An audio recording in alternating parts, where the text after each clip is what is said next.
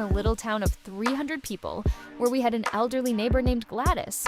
She would routinely look near our garbage can outside and take the recyclable bottles and cans we would leave for her. After we cleaned out the fish tank, we put the gravel and fake plants in a bag and left it on top of the garbage can because it was already full. About a week later, Gladys hollered at me while I was outside to come over as she wanted to show me something. She had taken that bag we had left and planted the fake plants along the side of her house. She said she wasn't really confident that they would make it, but so far they seemed to be thriving. I could only nod and compliment her on her green thumb. My neighbor sits in his yard, hides behind his plants, and meows at people who pass by. He is not dangerous at all, but he is not right in the head either. His caretakers are his parents, and they seem to be very nice people. His dad once told me he just likes to be a cat, and left it at that. I didn't ask any more questions.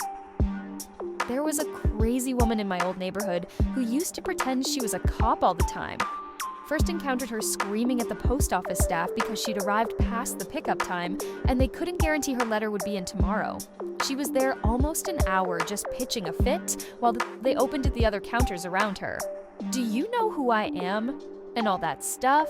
The second time I encountered her, she cornered some poor child on the bus and was telling her she'd have her arrested because she was a police officer and she didn't like the way the kid was eating a bag of crisps or whatever. Real invective stuff. I stepped in and politely asked if the child knew this whack job, at which point she backed off. Anyway, I guess she saw me leave at my stop because I woke up the next morning to find my garden torn up. Total weirdo. He jumped in front of my car while I was driving down the road to yell at me for going through his trash at night. Told him it was probably raccoons. He refuses to believe it to this day. I cared for an elderly woman for many years.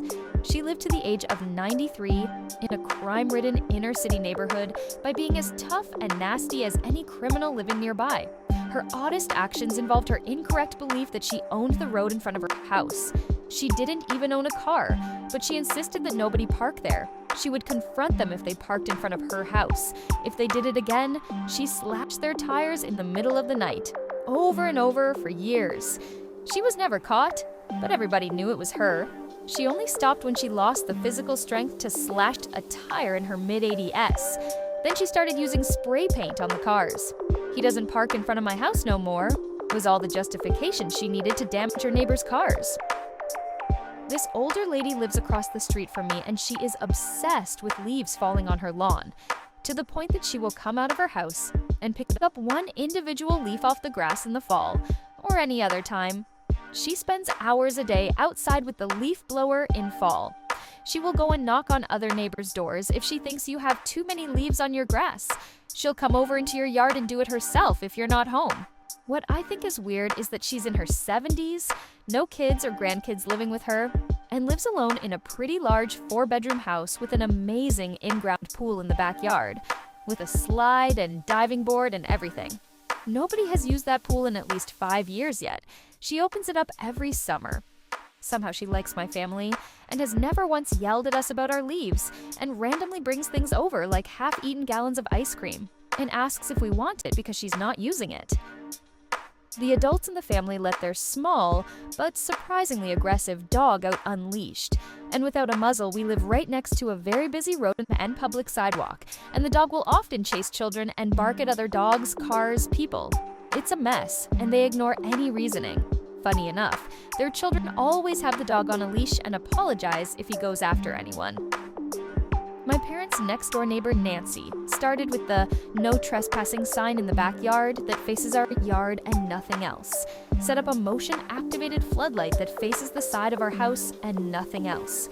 She stabbed our ball when it landed in her yard when we were children, called the cops on the neighbors because their dog barked constantly despite them not owning a dog. I think my mother, the sweetest person you can meet in this world, is a backstabbing traitor for warning the new neighbors not to let their kids play on Nancy's lawn, verbally assaulted me for chasing deer out of our flower garden, etc. But the true psycho moment came with the trees. We have large trees along the property line. just barely on our side, and she was starting to go all psycho about the tree falling and crushing her house, and demanded it to be cut down. We consulted an arborist who said it did not, but could use a trim that would make it impossible to fall on her yard at all. The entire time they were trimming, she stalked the property line and screamed if anyone stepped over it. While this trim was happening, a single stick fell on her lawn. She lost it, threatened to call the cops, told them they better have all their licenses up to date, etc. Arborists tried to blow her off, but my mom insisted they check, sent someone to City Hall and renewed their license. 30 minutes after that, a cop showed up to check as Nancy had called them. Arborists were super thankful for my mom warning them. Oh, Jeanette, may she rest in peace. We rented a house from my mom's coworker. Our landlord grew up in this house and was renting it out. Across the street was Jeanette, an 80-ish-year-old lady who had lived in that house most of her life and knew our landlord very well. Well, because she knew the landlord, that meant she felt she could come into our house whenever she wanted. She watched us through her window and had every excuse to come by. I have never really locked my doors, but obviously we started to. It didn't stop her. If she knew we were home, she would ring the doorbell incessantly. Our blinds always had to be down, the living room lights off, so she wouldn't know we were home. Just got in? Quick, run inside before Jeanette sees you. We saw her peering out of her blinds on a regular basis. One morning, the doorbell rang. I hid in the bathroom to pretend like I wasn't home. How did she see me? The doorbell stopped, but the doorknob kept rattling. She tried for 5 full fucking minutes to open our door. Probably would have been longer, but I gave up and let her in. Why didn't I tell her to fuck off? Look, I'm a nice Midwestern girl. I can be confrontational if someone is being mean. But she was just lonely, a tad crazy, but harmless. Some notable things that she did, said. My husband was cooking when she came in and called him a good little housewife. Told our neighbor he shouldn't be dating his daughter. They were, of course, not father-daughter, and were in fact a 40-year-old couple, and there was not actually a big age difference. My favorite was when she was in our living room. She very suddenly crouched down and peered out of our blinds and said, "Look at those fat people walking that skinny dog." After we started locking the door, our doorknob rattled like she was trying to break in. The doorbell was a consistent thing. My husband tells that story so well. It's like she was a character from a sitcom. We didn't know these people existed.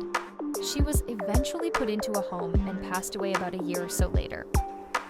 We have a neighbor we call the Screamer Lady because when her kids were young, she would basically sit at her window and run out and scream at anyone driving by if she felt they were going to taste, ranting about the safety of her children, who may or may not even be home at that point in the day.